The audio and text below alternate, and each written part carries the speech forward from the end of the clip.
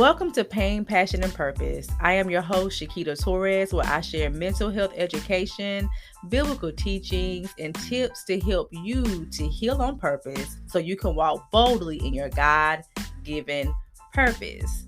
This podcast is sponsored by Empowered Purpose Academy, a certified online Christian academy where we provide services such as certification for Christian life coaches, mentorship for master's level aspiring and existing Christian therapists, mentorship for Christians, and continued education courses for the body of Christ.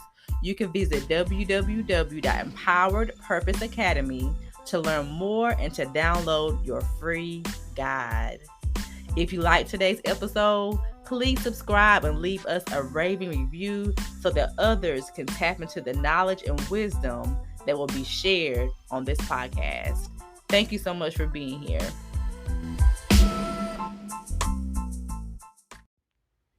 Hey you guys, welcome back to a new episode. So today we're going to talk about attachment disorder. I am so excited about really explaining this to you guys a little bit more in detail because this thing is real, okay? I have used this assessment with so many of my clients to help them to understand and see what their attachment style is. And it really does open up conversation, and it opens up a space for my clients to be able to really process some of their traumas, some of their fears, some of the things they struggled with in childhood. And it gives them the language to understand that they're not crazy. It gives them the language to understand that what they are experiencing is normal and really it's not their fault. So let's go into attachment disorder and what it is. So it was created by John Bowlby. He is a psychoanalyst who studied how children reacted to their parents or caregivers if they did not receive the proper affection, comfort, and their caregiver wasn't actually consistent with those things and how they respond, even going into adulthood. And we all have different attachment styles. And also, when it comes to trauma, this should definitely be explored because whenever we experience trauma, it does affect the way we communicate with those in relationship with us. Okay. So attachment is an emotional bond that forms in early childhood when we are 10 to 20 months old based on our parents' behavior. So unconscious patterns become set in place by the time we are 2 years old. Our attachment style is at the core of how we form adult relationships, whether they are friendships or romantic. Okay? Listen, you guys, I love this topic right here. Listen, I can probably do a series on this because discussing this right now on this episode is really open. I'm thinking about, even within church, within ministry, how, you can be a leader or a pastor and you're dealing with so many different people with so many different personalities and so many different ways they communicate, how they respond to you. And it could all be based off of their attachment style. So we can incorporate this, part of mental health into ministry, into church. Oh my gosh, this will open up so much for people. But of course, you need to be trained in this. Okay. I talk about this a little bit also in my Grief and Faith e-course about how your attachment style can literally affect the way you also grieve. Okay. So true. So real. I have a few clients I have now in the past and now who have been grieving, and we did this and it really showed them and allowed them to see why they grieve the way they grieve. So let's get into the details. There are 4 different attachment styles that have been created. Okay. So the first one is anxious, preoccupied attachment style. So this particular personality style would be that you might have an increased need to feel wanted. You might spend a lot of time thinking about your relationships. You have a tendency to experience jealousy or idolize romantic partners. You require frequent reassurance from those close to you that they care about you. And if your need for reassurance isn't met, you might start doubting how your loved one feels about you. So if you're in a romantic relationship, you might frequently believe that your partner is upset with you and wants to leave you. And so that causes you to be like very clingy. That person could have like low self-esteem, could feel like, they don't understand their worth or their value, or even have boundaries, because this type of person may do whatever it takes in order to receive affection, in order to receive love from somebody. Okay. The next one is dismissive, avoidant attachment. Okay. They prefer to be on their own. They feel like close relationships aren't worth the trouble. They worry that forming close bonds with others will make you less independent. These behaviors can make it hard for others to support you or feel close to you. Moreover, if someone does put an extra effort to draw you out of your shell, you may react by closing yourself off. So keep in mind that these behaviors don't stem from not caring about others. Instead, it stems from a place of trying to protect yourself and having a sense of self-sufficiency.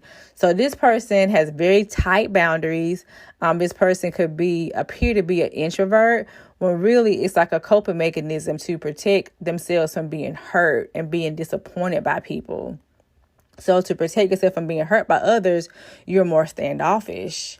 You don't show emotion. You don't allow people to even get close in your space and even give them a chance to get to know you. Ooh, this is good, y'all. This is good. Okay. The next one, the third one, is the fearful, avoidant attachment style. So if you have this type of attachment style, you might have conflicting feelings about relationships and intimacy. You want to develop a romantic relationship, but worry that your partner will hurt you, leave you, or both. You push aside your feelings and emotions to try to avoid experiencing them. You fear you aren't good enough for the kind of relationship that you like to have. While you might also be able to suppress your emotions for a period of time, they tend to come out in short bursts. This can be very overwhelming and can create a pattern of a lot of highs and lows in your relationships with other people. Now, I have clients right now, in the past and now who, are pretty secure in who they are. And they could be in friendships where one day they friend acting like everything is all good. And then the next day they just having like these little temper tantrums. And this is because like they're so fearful of losing their friend or losing their friendship. And they hold their emotions in instead of expressing how they feel because they don't want to lose that person. But in the end, they end up pushing them away because they're having these like outbursts. Okay. And this definitely happens whenever you date somebody. If you're a person who struggles with this, being fearful, avoidant, you can be dating somebody and you will tolerate everything. You will tolerate everything that person is doing. But on the inside, you're hurt. On the inside, you're crumbling and you're doing all you can to hold it in. But it's like you'll have either an outburst or you're afraid to speak up because you're fearful the person is going to leave you. And guess what? They might, because depending on the type of person that you're dating, they might not be able to receive how you feel or be able to tolerate you setting boundaries. And so just imagine having these types of attachment styles in relationship with each other. It's very interesting, very interesting.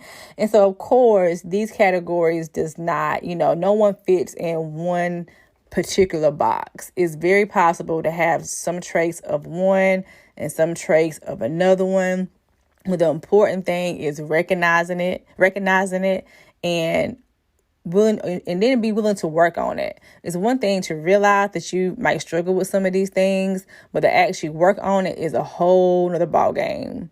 And it takes a level of, transparency and vulnerability to say, hey, this is me. And when I took this test for myself, many years ago, I can definitely see myself in some of these. And over the years, as God healed me and I did my work and I went to counseling and I saw, wise counsel and all that good stuff, now I'm secure in who I am. And when I say secure doesn't mean perfect. Secure just means that, okay, I know I have flaws. I know that, I'm wonderfully and fearfully made. I can rely on Holy Spirit. I can rely on God. That's what secure means to me. Now, your definition of secure might be different than mine, okay? And I'm talking about emotionally, not financially and all that good stuff, but emotionally and mentally. All right. So the other one is secure attachment style. This means, like I just said, you know who you are. It's a healthy balance. Your caregiver, was probably there for you, but they may not have been there for you. But over time, you've taken out time to heal, to process your trauma, to heal on purpose so that you can have a secure attachment style with people. I encourage you to go to this website, which is called attachmentproject.com. And they have a free quiz that you can take, that you can go out there and see, what your attachment style could possibly be. All right. And just study that thing, work on it, And so some of the questions that you need to ask yourself, to even right now is, are you tired of struggling with or ruining relationships after relationship, whether it's a friendship or someone you're dating? Are you embarrassed about being too clingy? Are you desperate for love and attention? Are you fed up with feeling anxiety over whether your partner loves you or not? These are some of the questions that, it asks you to help you to think about your own patterns. All right. So this is all for today on this particular episode. I hope you guys enjoyed it. Go read up on it and have a great day.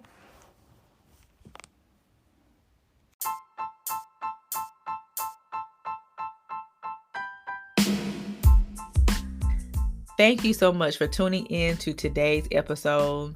Our prayer is that this podcast episode has blessed you. Don't forget to go and subscribe and leave us a raving review. If you would like to sow into this ministry or to this podcast, Pain, Passion, and Purpose, you can do so at Anchor FM/Pain, Passion, and Purpose or Cash App $Shakita Torres. Thank you so much, and I will talk to you next time.